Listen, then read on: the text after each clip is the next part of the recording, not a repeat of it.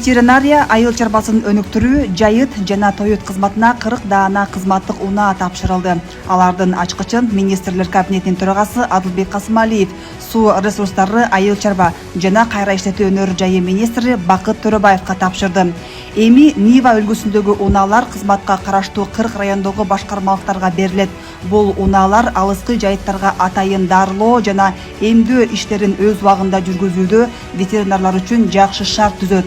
Сатылып алынган унаалардын жалпы суммасы 43 миллион 600 миң сомду түздү.